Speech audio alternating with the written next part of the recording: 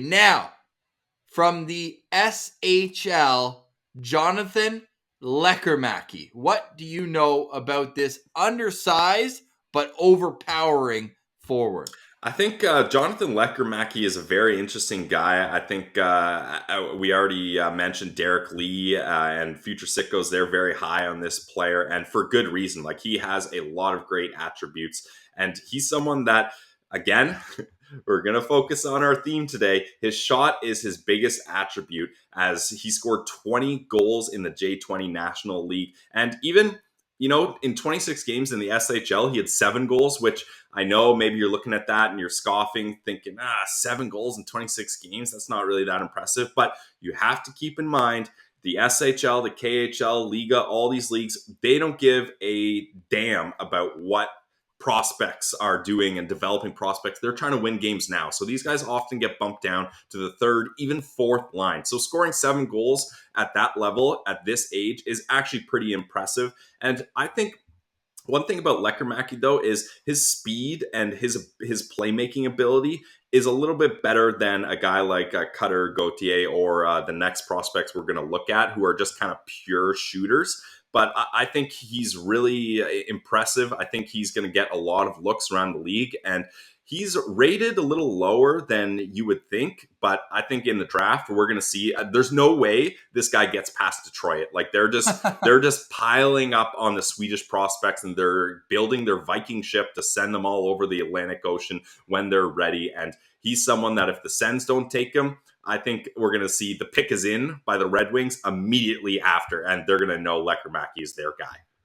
So I said overpowering. I meant with his shot. He's not the biggest guy. 5'11", 172 pounds. He's a goal-scoring threat from the face-off dots with a hard, accurate wrister, and his one-timer projects to be an NHL weapon. That's from Corey Pronman. He's got a variety of offensive elements, Corey mentions as well. I think he's got great hands, and he's been playing with another draft eligible that we'll get to all season long, and you just look at kind of the chemistry. It almost reminds me of what we saw a couple of years ago, Pilsy, with the two guys from Frölunda, with Lucas Raymond and Alexander Holtz. Yep. But with Lekkerimäki, this guy is going to just bolster a power play, and you can see him kind of slotting in on the half wall there as a guy who can facilitate, but also just rip the puck on net. Like a guy who you don't have to worry about. A guy who you can just plug and play. He gets in your top 6, and he can contribute and make players around him better. Like, the way that we're doing this, fairly or unfairly, because we know that if they do trade the pick, you're looking at a guy who is going to help Tim Stützle. Yep. So, of course, if you're going with the draft, it's going to take a lot longer and maybe be a little more uncertain than the guys who, if you go down the trade route, like we've talked about throughout this week already, it's going to take longer. But I look at both Cutter Gauthier and Jonathan Lekkerimäki as two players who would enhance what Tim Stützle can do, facilitating the puck from the middle of the ice. Just a perfect complementary player. Yeah, and Pronman, Pronman goes on to say that Lekkerimäki is going to be, or right now at least, is mostly a perimeter guy that relies on that shot a lot. So if you get a perimeter player with a great shot playing with Batherson and Stützle, I think that can be a really nice complementary piece, like you mentioned. Yeah, I mean, if you're talking perimeter, then why not plug him in with Norris and Tkachuk as well? Yeah, basically, true. Those guys with those elite skill, like that one elite skill, they can make themselves a very valuable piece in a hurry. I think we see him play at least next year in the Swedish Hockey League. He's ranked all over the place. And again, once the final rankings come out, then we'll make our top 64. We'll average everything out as we've done the last 2 years, if you're familiar with our draft coverage on Locked On Senators. But as you can see, if you're watching on YouTube, Sportsnet has him at 7.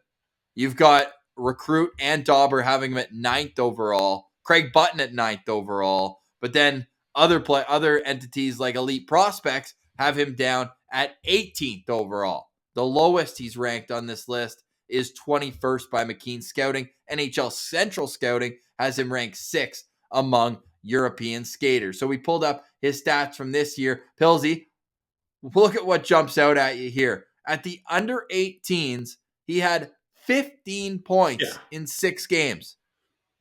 That's not a typo. 15 points in 6 games. Like, look at in the final. 4 points Yeah. against Team Wow. USA. Against Germany, 5 points. He had a point in at least a point in every game. Hell, he had 9 shots on goal in their second game of the tournament against Switzerland. This guy knows what his strength is, and he brings it game in, game out. Yeah, and that's the thing. Like, I think a lot of people, they want the Sens to use that pick to get immediate talent for the top six, which I agree with, and that is a good, obviously, option, and it's time for the Sens to do that. But if they do decide to keep the pick, you're looking at guys here that I think after 1, maybe even 2 years, I don't think it would take either of these guys 3 years to get to the NHL. But I think at that point, it's going to be okay because the other players, like your Norris, Brady, Batherson, Stutzla, they're already going to be 3, 4, 5 years into the league. Like, they won't need that veteran help as much by the time these guys come up. And by that point, they're kind of veterans themselves, and they can help shelter